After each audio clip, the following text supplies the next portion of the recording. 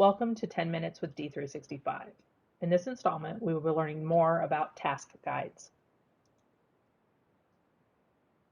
A quick overview of what we'll be covering is how to search for the proper task guide, how to use it as a job aid, and how to use it as an on-screen tutorial. A task guide is a controlled, guided, interactive experience that leads you through the steps of a task or business process. In our case, it allows us to customize tutorials specific to the City of Columbus processes. You will want to always be careful that the guide you are choosing begins with City of Columbus. The generic guides often conflict with our public sector processes.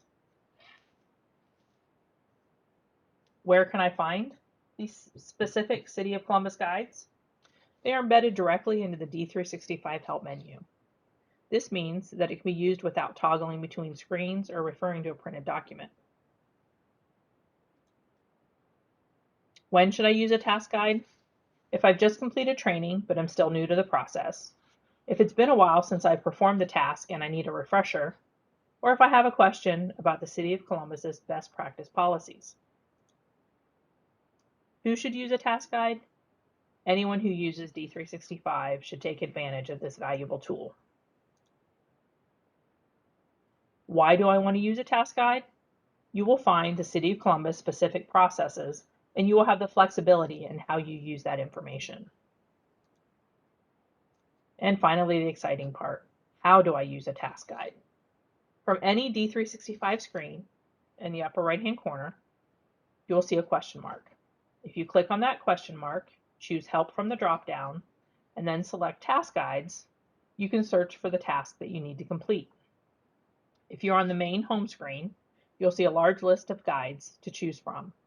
However, if you are in a module or list page, your results will be narrowed automatically to those pertaining to that set of topics. Once you locate the City of Columbus specific guide you need, you will have the option to view the steps in a list format or play them as an on-screen guide that walks you through step by step. Now let's take a look at a City of Columbus environment. So here we are in a training environment. I have my question mark. I'm going to click it. I'm going to choose Help, and then on Task Guides. So it's loading content. It's important to note that all of the content that it loads will be Microsoft generic guides that we mentioned and City of Columbus. You should most often find the City of Columbus guides at the top of the list. So sometimes when it refreshes, you'll end up in the middle of the list here. The first thing you want to do is drag it back to the top. So the first thing I want to show you is how to find a guide when I'm on the main screen. If I don't know where to start. So in this case, I want to run an outstanding encumbrance report, but I don't remember where that happens from. So I'm just going to search for encumbrance and see what options I have. In this case, I have one. So I'm going to click on this, and this is the one I want because it says City of Columbus. So I'm going to go ahead and click on this, and it will open up my guide. Now, here I can see there are 10 steps, and the writing's a little small here, and there's a lot of information to keep track of. So I'm going to go ahead and use this one as an on-screen tutorial. I'm going to click Start Task Guide, and I'm going to get little dialog boxes that walk me through the steps. So the first thing I want to do is go to my modules icon, General Ledger, Inquiries and Reports, Outstanding Encumbrances. And here we can see an example of the kind of notes that are available. In this case, this is the dimension set that I want. So I don't need to choose anything, so I'm going to skip this step. And this is going to show me a whole lot more information and notes about how I want to make choices on this form in order to get my report to run correctly. So this is an example of how to use the online tutorial. And we can see over here, it lets us know exactly what step that we're on.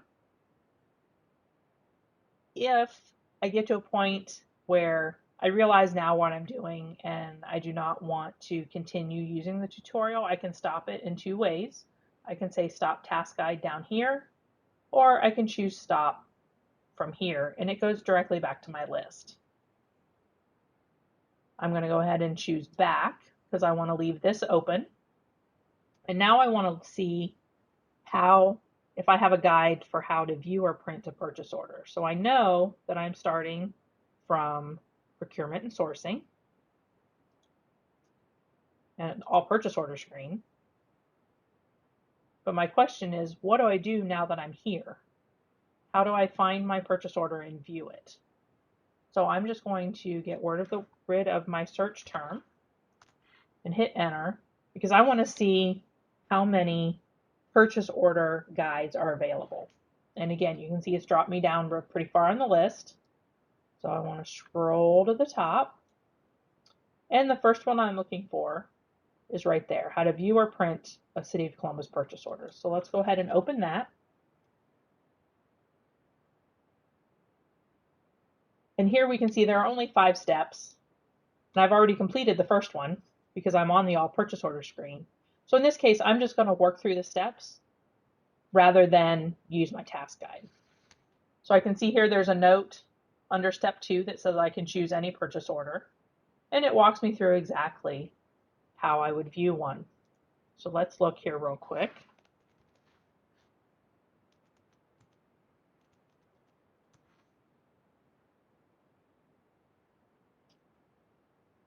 And it tells me I want to go to the purchase tab, journals, and purchase order confirmations. And then from here, I can follow the next couple steps to view and print a purchase order. I have not actually started the on-screen guide, so there's nothing to stop, and I'm just going to click back. Now there's one other thing that I want to look at with everyone, and that is a more complex guide. So the ones that we've looked at so far are 5 to 10 steps. Let's take a look at all requests for quotation. So these are RFQs. We see a little message here that shows show guides that use this page. Let's go ahead and refresh that and see what it gives us. And here we are with a whole list of City of Columbus request for quotation activities. We're going to choose create direct with no PR and see what that gives us. And here we can see we have 37 steps that are part of this task recording or task guide. So let's go ahead and start it, and then we'll talk about a couple other things that we see from this screen. So again, we have already completed the first step. So instead of walking through that again, we're just going to skip this step. And we can see right here where it has moved us down to step 2. One of the other things I'd like to point out from this screen is this little unlock button up here. Now, most of the time you will not need to use this. If it becomes necessary, there will be a note as part of one of your steps, or the dialog box will tell you that to proceed, you need to unlock. And again, from here, I can choose to stop, which takes me back to my list of steps, and I can proceed from there, or I can restart the task guide. And again, it's going to start from step 1, but I know that I was already on step 2, so I can skip this step and follow it from here. And this concludes our tutorial on how to use task guides within D365. If you have any questions or issues, please submit a ticket through Tech Desk. And to access any further training information, use the City Auditor's intranet site. Thank you.